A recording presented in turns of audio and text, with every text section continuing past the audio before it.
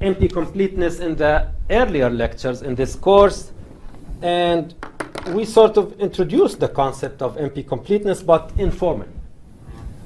So who remembers the informal definition of an NP-complete problem? Something cannot be solved in polynomial time.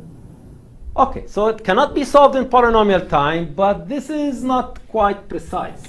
So we give a precise yet informal definition of NP-completeness. And that included 3 conditions. So we said that this is an informal,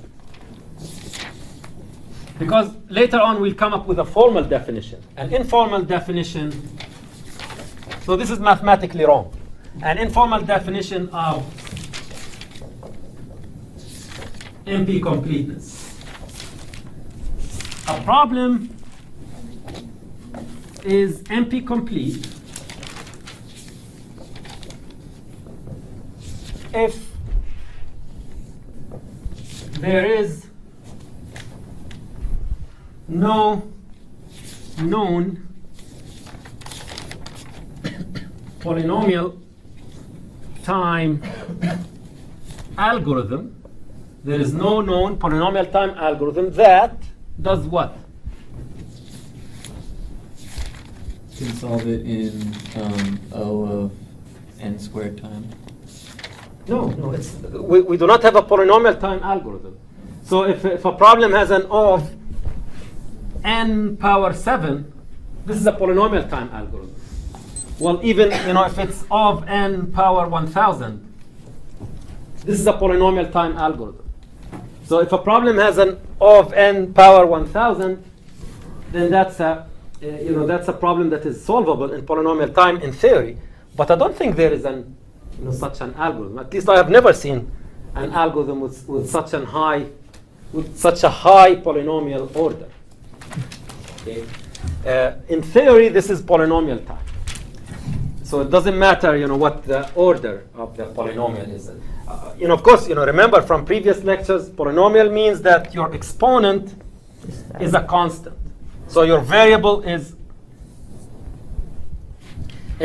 so the base is the variable, and your exponent is a constant. While exponential is, constant like 2 or 3 or 4 power n. So this is exponential, this is polynomial. And remember from previous lectures, in the earlier lectures, we calculated the limit at infinity of any exponential divided by any polynomial. And we proved that the limit of any exponential divided by any polynomial is, what was the limit of any polynomial, any exponential divided by any polynomial? The limit was infinity. Yeah. So there is no known polynomial algorithm that solves every instance of the problem in polynomial, every instance of the problem exactly. Or let's rephrase this in a clearer way, that computes the exact solution to every instance of the problem. So here, we must distinguish between a problem and an instance. So the problem is an abstract thing, like the single source shortest path. This is an abstract. How many instances do we have of this problem? An infinite number of instances. You can come up with an infinite number of graphs, an infinite number of instances. Well, all the problems that we will be studying here, it's an abstract problem of which you can have an infinite number of instances. So in this chapter, or when we are talking about NP-completeness, it's very important to distinguish between a problem and an instance of a problem. So this informal definition, it's informal, but it's very precise. So it says that a problem that has no known polynomial time algorithm that computes the exact solution to every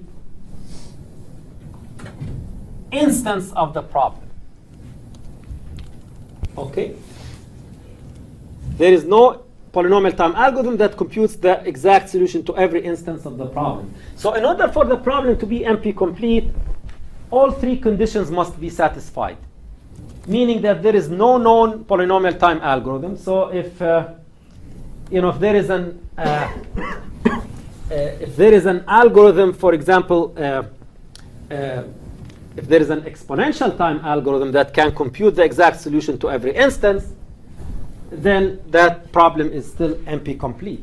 So in order for the problem to be not to be NP-complete, then you have to either find a polynomial time solution that can compute all the instances. You have to find a polynomial time solution that can compute all the instances of that problem. But now when we talk about no known polynomial time algorithm, this means that we're not saying that such an algorithm does not exist, right? So we are saying that so far nobody has come up with a polynomial time algorithm that can compute the exact solution to every instance of that problem. Which means that the question is still open. So NP-complete problems, in theory, may have. So someone may discover a polynomial time solution or a polynomial time algorithm to one of the NP-complete problems. And as we will see later, if someone discovers a polynomial time algorithm for one of the NP-complete problems, this algorithm can be used to solve all NP-complete problems in polynomial time. So if you solve one, you'll solve all. And this will make more sense later when we get into the details of NP-complete problems. If you solve one of them, you can solve all of them. But so far, nobody has come up with a polynomial time algorithm, and nobody has been able to prove that such an algorithm does not exist. So this remains to be an open question. Okay?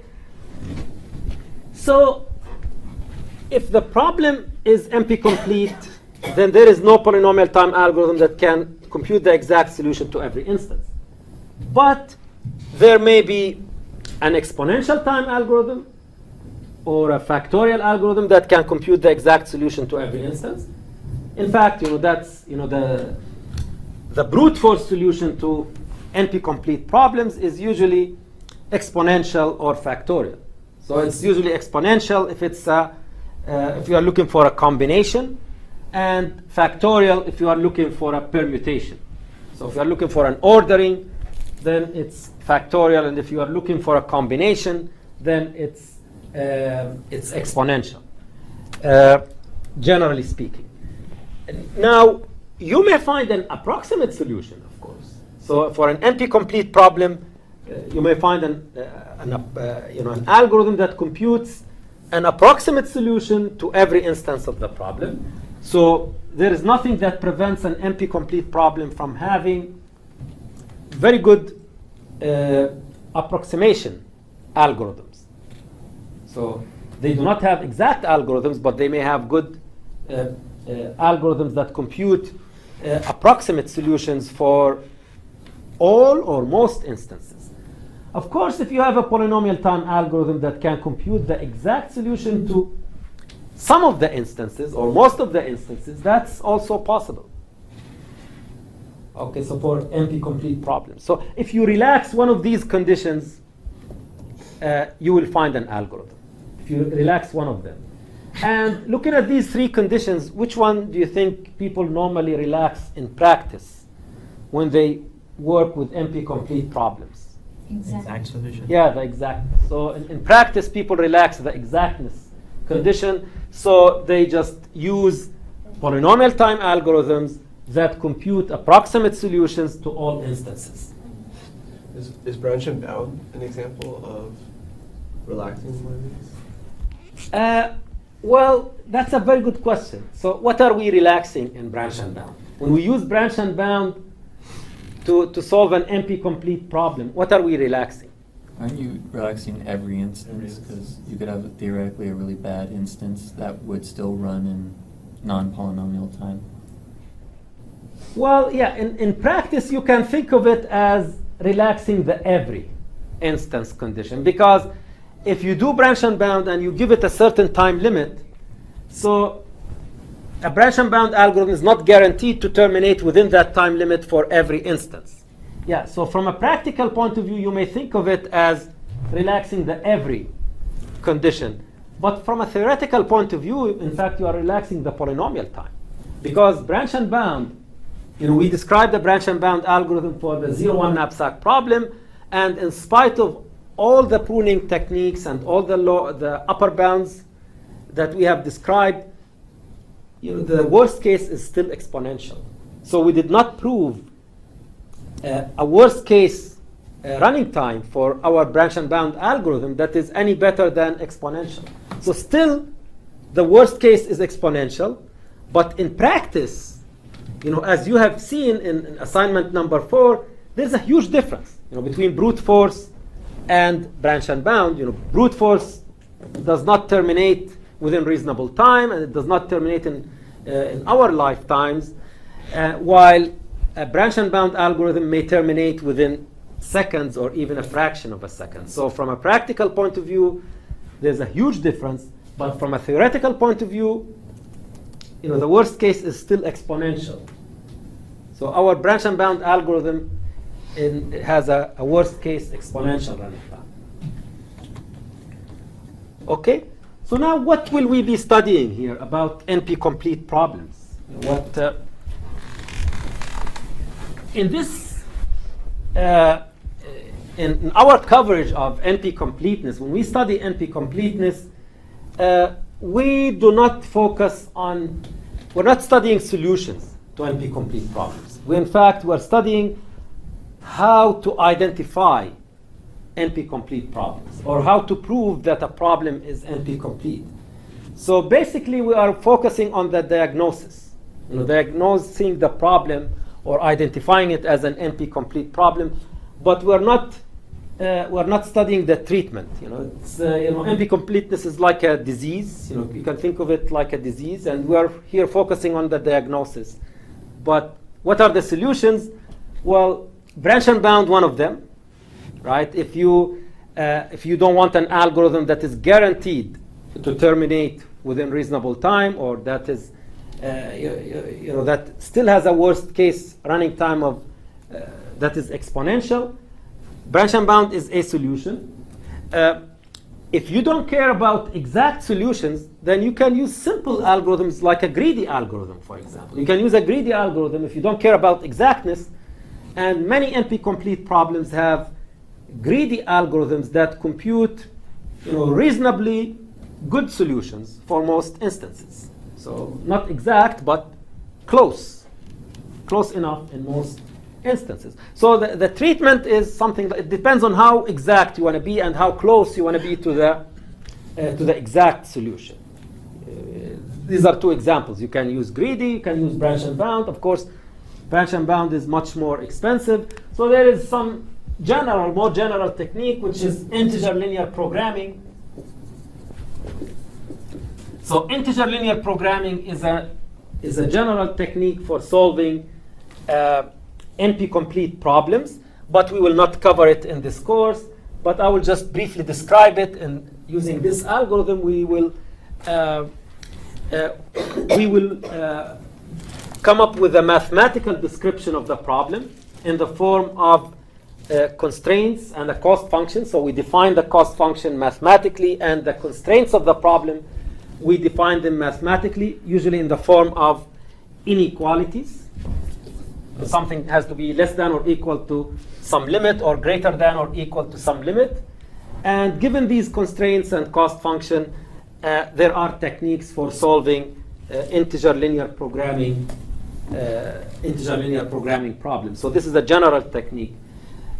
But this is not going to be our focus here. Our focus here is on the diagnosis, on proving that a problem is NP-complete.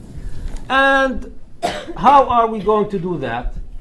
We're going to prove that a problem is NP-complete by transforming this problem into one of the problems that are known to be NP-complete, by showing that a problem is similar to one of those problems that are already known to be NP-complete. So there's a bunch of problems that people already know to be NP-complete. And if you encounter a certain problem, you prove that it's NP-complete by making some kind of transformation, or what we will refer to as a reduction. In fact, you'll be reducing a problem that is known to be NP-complete to the problem that you are trying to prove is NP-complete. This is just an overview at this point, so we will see the details later.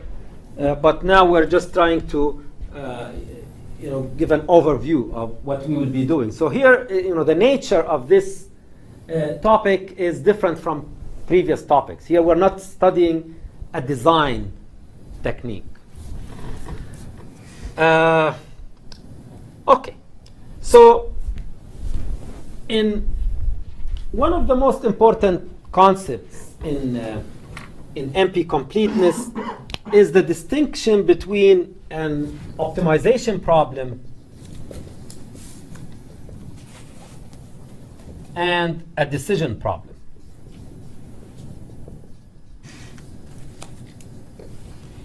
So let's take an example of each.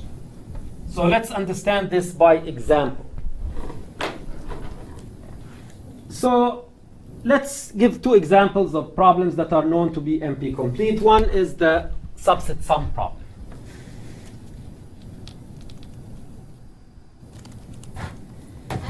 The subset sum problem, you are given a set and a target number, and the objective is to determine whether there is a subset of this set that sums to this number.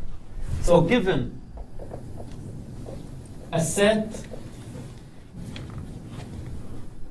S and a target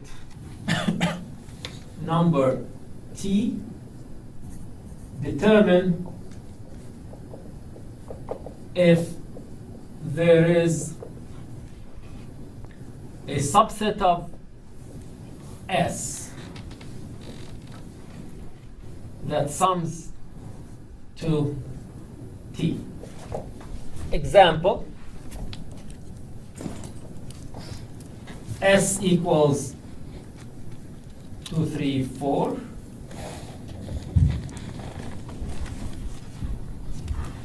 If T equals 5,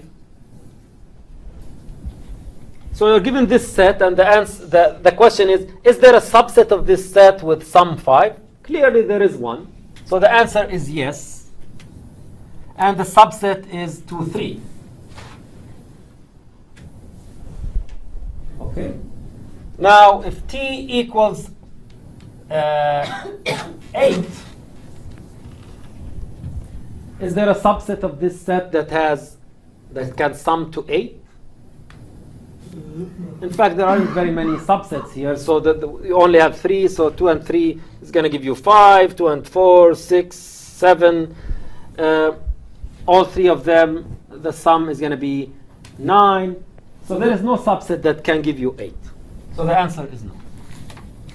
Now this problem looks very innocent. Looks easy.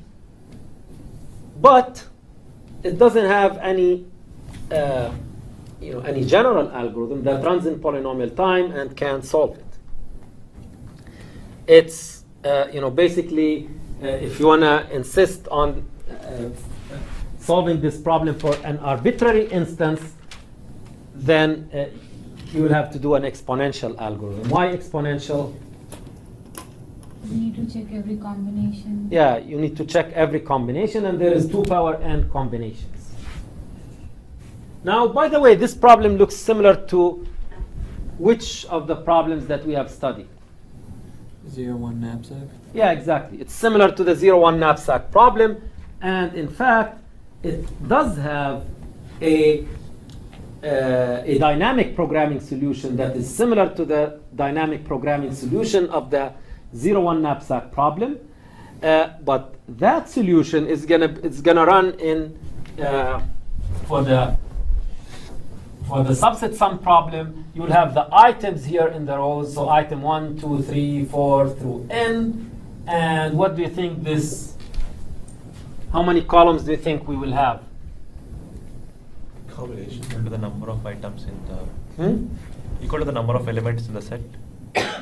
Number of elements. Well, this is the number. This is n. So what's the other dimension? Think of its similarity to the 0-1 knapsack problem. So what should we have here? Or in that case, well, in that case, 5, right? In the case of the example, it would be 5. So whatever the number is. Yeah, the target T. So this is going to be the target. In fact, the problem is defined in this set S with n elements of the target. So this is going to be the target. So the number of columns that you need here is equal to the target, but this makes it a non-polynomial algorithm because this target is a number that can be arbitrarily large, and your input size is going to be an encoding of this number, right? So if this number, if t is a million, if t equals 10 power 6, then your input will have 6 digits in it. If the input is encoded in decimal, you will have 6 digits or 7 digits in this case. It doesn't matter, 6 plus 1. So the size of the encoding, the value of the number is an exponential function of the size of the encoding. Therefore, this is an exponential. Strictly speaking, this is an exponential algorithm, unless the input is represented in the unary system. And what's the unary system? It's a hypothetical system in which you represent the number by putting a number of ones. Like in this case, if it's a million, you put a million ones. So it's a system, it's a hypothetical system that nobody uses. And if this was used, then the running time will be a linear function. Well, at least in this dimension of the running time will be a polynomial time function of the input size. So just go back to our explanation why the dynamic programming solution to the 0-1 knapsack problem is not a polynomial time algorithm. Strictly speaking, it's not polynomial time, but in practice, it runs very fast in many cases. And as you have seen in assignment number 4, you have implemented the dynamic programming solution for the 0-1 knapsack problem. And did it ever take a long time? Did it ever make you wait? No, it never made you wait. So it always ran within seconds or a fraction of a second compared to the branch and bound solution. So this is one of those problems that in practice it's not a big deal. It's not really a hard problem. The dynamic programming solution works well most of the time. Okay. Now let's describe the other problem, which is the traveling salesman problem, which is the most famous NP-complete problem, the traveling salesman problem.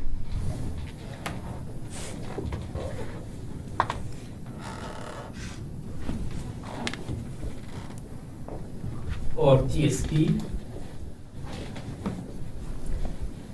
So the traveling salesman problem, given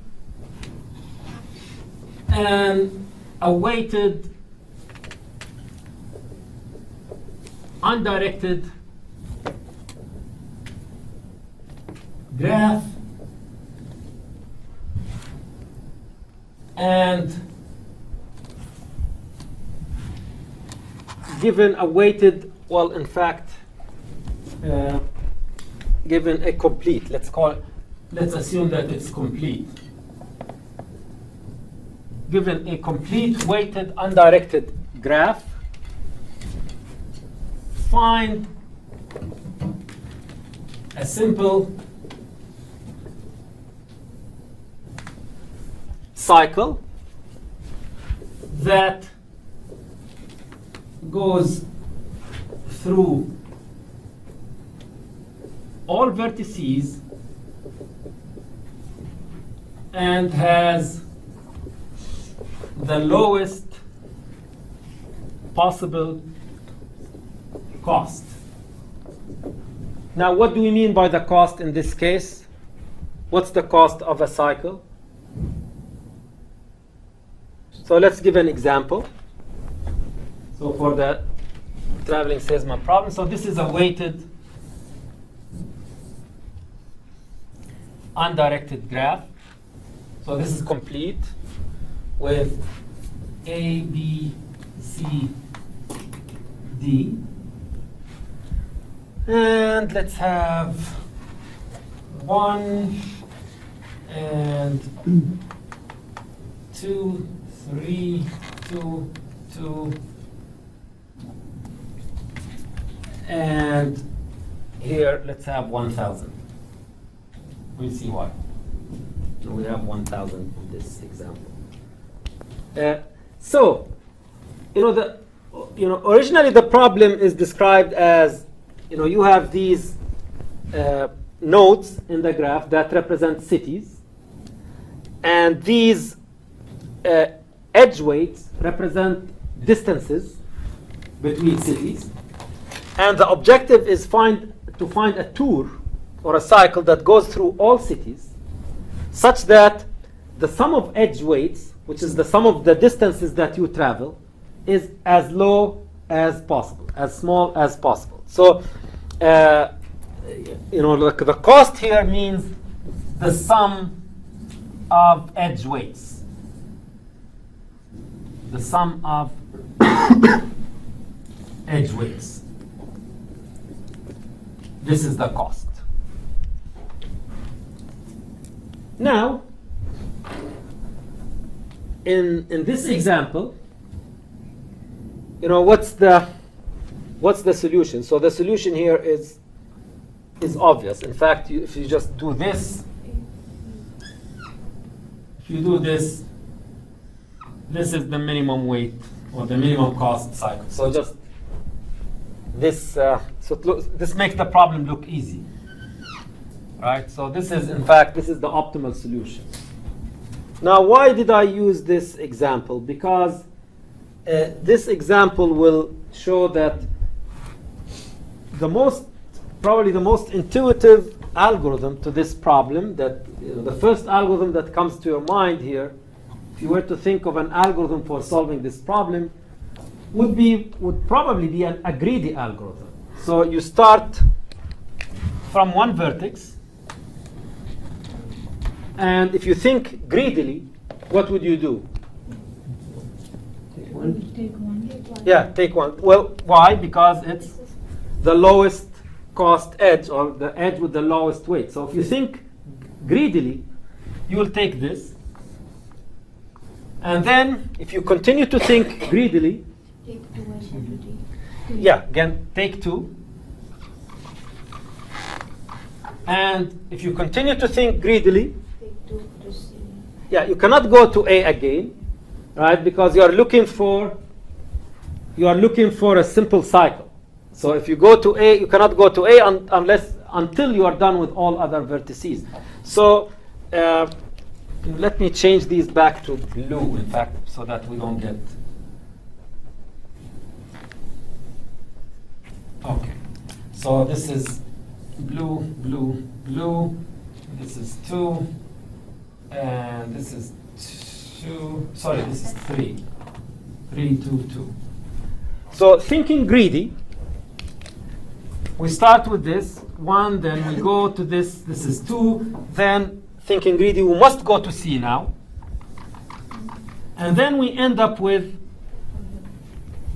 this. So this is an example that shows that how a greedy algorithm fails on this problem. And this is a typical phenomenon in algorithms.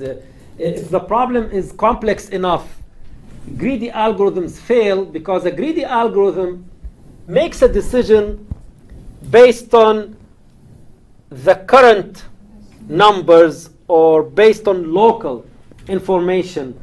It's not looking ahead. It's not looking ahead. So it's making a decision that appears to be the best decision at the moment. And if the problem is hard enough, the decision that appears to be the best at the moment may end up being a terrible, may end up leading to a terrible solution. This is the case. This is an example, right? So, here, when we were at B, we had two choices, T or 2 or 3. Of course, we don't have any kind of look ahead. So we don't know what is ahead of us. What's the price that we will be paying in the future. So based on this local information, this 2 is slightly better than 3. So we got greedy and we took the 2, and then we got punished at the end, right? Of course, if the traveling salesman problem had a simple greedy algorithm for solving it, people would have solved it a long time ago. But the problem is still open. Nobody knows how to solve it in polynomial time. It's still a problem that nobody knows how to solve. Nobody has a polynomial time algorithm for solving this problem. Now, why did I give these 2 different examples? To make the distinction between, so both problems are NP-complete, but they have a different nature. The difference in nature is that this is a yes-no problem. So in this problem, the solution is just a yes-no answer. So it's a decision problem.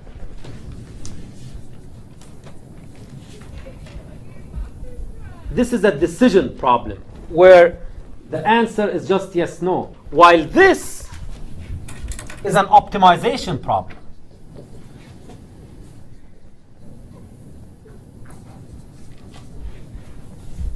So this is the difference between these 2 problems. One is a decision problem, one is an optimization problem. Now, in NP-completeness theory, there is an advantage of working with decision problems. So in fact, everything that we will be studying in NP-completeness will be based on decision problems. Now, the traveling salesman problem is an optimization problem, but we can recast this problem as a decision problem, or we can come up with a decision problem that is related to this problem and can be used, in fact, even in practice. It can be used to solve the optimization problem. If we have a solution to the decision problem, we can use it to solve the optimization problem. So let's first define the traveling salesman problem as a decision problem. So now we want to define it as a yes-no problem.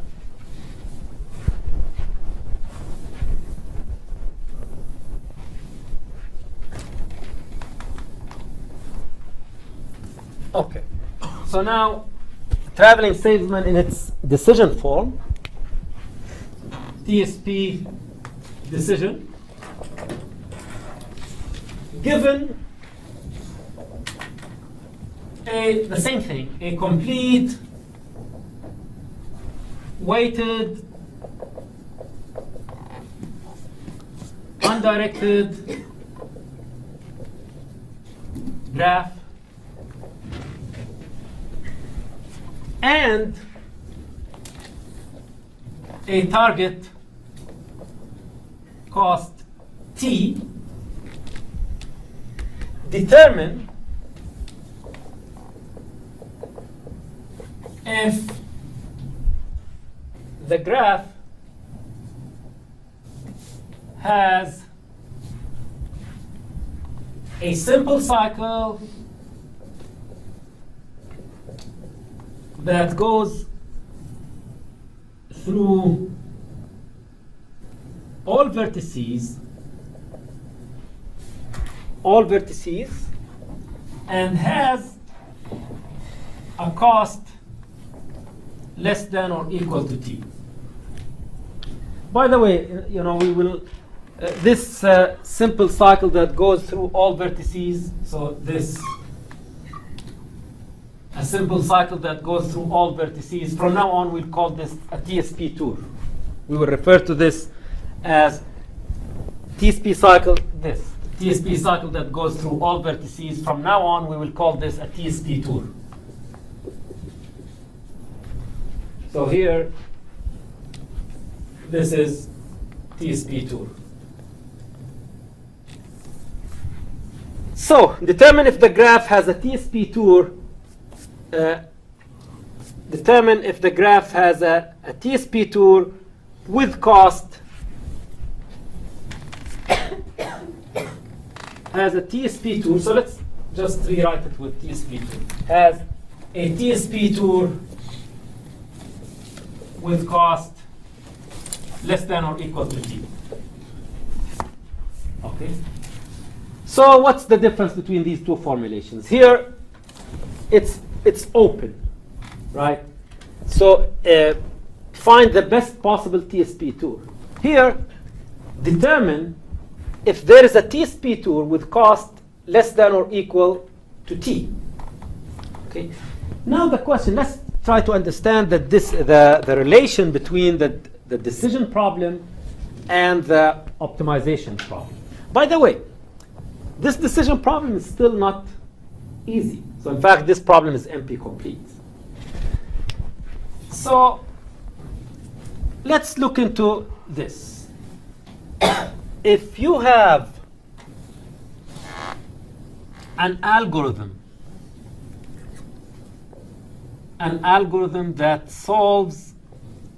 can solve TSP decision.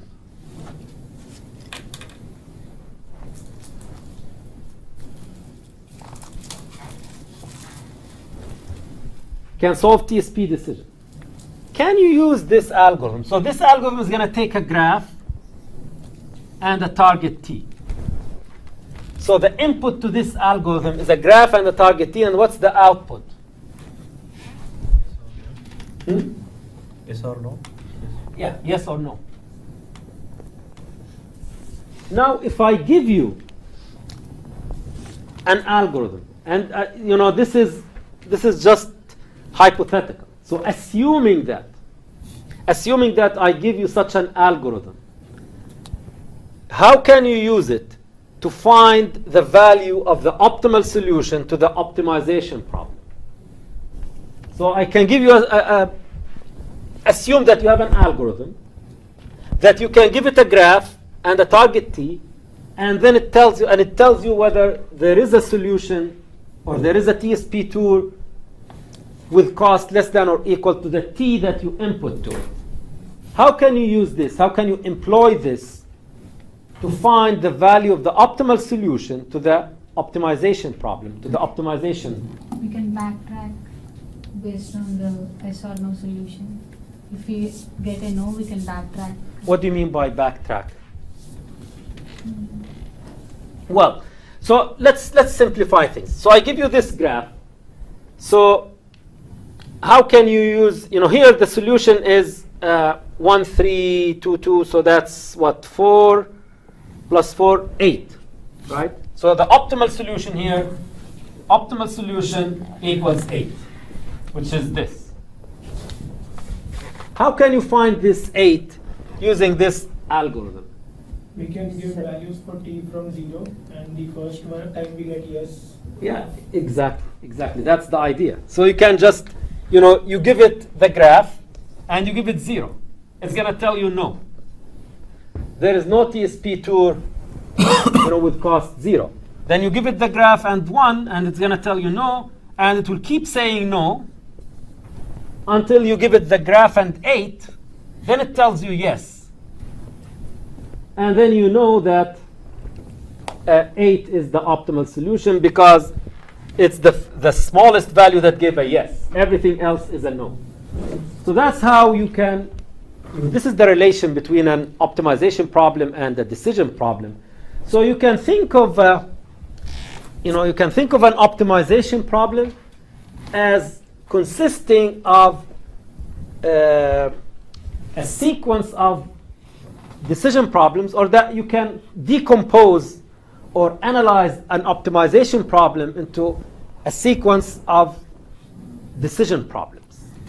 Or, in other words, stated differently, if I give you an algorithm for solving the decision problem, you can iteratively use it to solve the optimization problem. But you'll have to do it iteratively. You have to apply this algorithm multiple times. Okay? So now, this kind of search, in fact, sometimes we use this in practice. So this is not, this idea is not only theoretically interesting, but from a practical point of view, sometimes it may be easier to build or to develop an algorithm that solves the decision problem, and you can use it in practice to solve an optimization problem. So this is something that may be done in practice, is used in practice. So to make this efficient, now here we started with 0. But now if I ask you, by looking at this graph, can you come up with a simple way of calculating a lower bound that is better than 0? So we're starting from 0, but we're obviously wasting a lot of time. We're invoking this algorithm with values that are obviously, for which the answer is clearly no. So can you think of a way of computing a better lower bound? Because you can think of this 0 as a lower bound. Can you suggest an algorithm for computing a better lower bound? The maximum value of the minimum distances between any two vertices. What? Say that again? The maximum value of the minimum distance between any two vertices. The minimum distance between any two vertex. So. Well, you mean the edge weight? Yeah. The edge weight. Yeah. The maximum? Why the maximum? We're looking for because we'll start from 3, not from 1, because we can't have a solution because we have to go from B to C, and the minimum value to go from B to C is 2 in this case. 3 in this case. Well, that will be included in the solution. But we will not necessarily go from B to C. So the traveling salesman tour will not necessarily have this edge in it. It will not necessarily have an edge from B to C, right? Because the solution, may be A, C, D, B. So this edge will not necessarily be in the solution. Yeah. Do you have another suggestion? A lower bound could be you could just take the edges and then sort them by edge weight, and then select the v-1, or v-1 smallest ones. Okay. Well, in this case, it's v, not v-1, right? Because this is a cycle, not a path. Remember, so v-1 is the number of edges, the minimum number of edges that you need to connect a number of vertices, and that will give you a tree. So if you add one more edge to a tree, it becomes a cycle. You will have a cycle. So in this case, you have 4, or v. You need v edges for a cycle. It's not a tree, this is a cycle. So v, so what you are saying is absolutely right. Look at all the edges and take the minimum v edges, right? So in this case, we have 6 edges, right?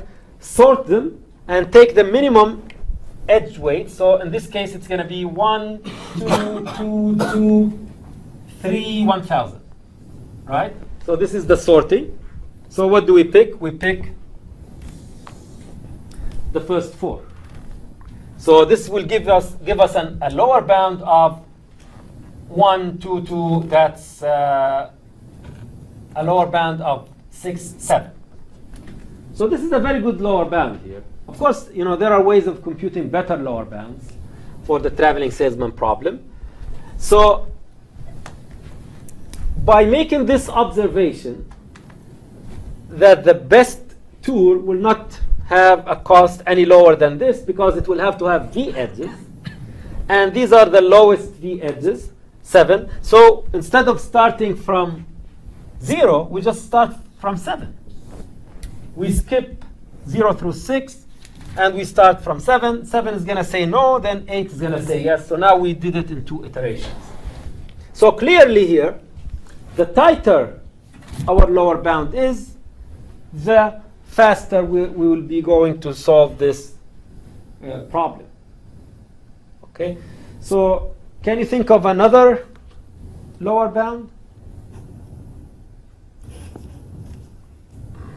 Not necessarily, the lowest, the lowest v edges, because you can have all of these edges being incident on one, well, at least v minus one of them incident on one vertex. So you can have something like, A has the lowest weight edges, 1, 1, 1, and then you have a vertex B that has 7, 10, 11, 1000.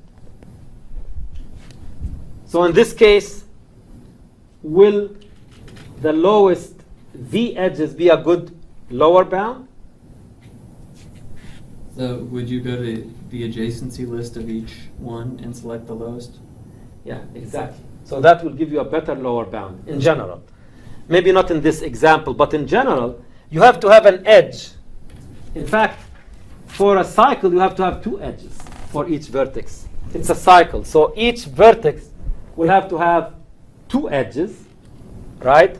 So in this case, you can take the lowest 2 edges for each vertex, and then, so for example, for the A, you pick 1 and 2. For the B, you pick 1 and 2. For C, you will pick 2 and 3. For D, you pick 2 and 2. So this is going to give you, well, 3, 3, 5, 4. Is this a lower bound? Will this give you a lower bound? So what should you do with this? What if you divide it by 2? Right? So because this is you're assuming that you are counting each edge twice, right? So there are edges that are counted twice. But even if you take the minimum, you just take the minimum for each. So let's say for each vertex we take the minimum. So we take 1 for A and 1 for B and 2 for C and 2 for D. This will give us 6. So, but here, if you divide this by 2, what will you get? So 9, 7.5. 7.5. 7.5. Yeah, so you'll get 7.5. So this will give you 7, a lower bound of 7. Anyway, so, and in fact you can find there are better ways of computing lower bounds for the traveling salesman problem.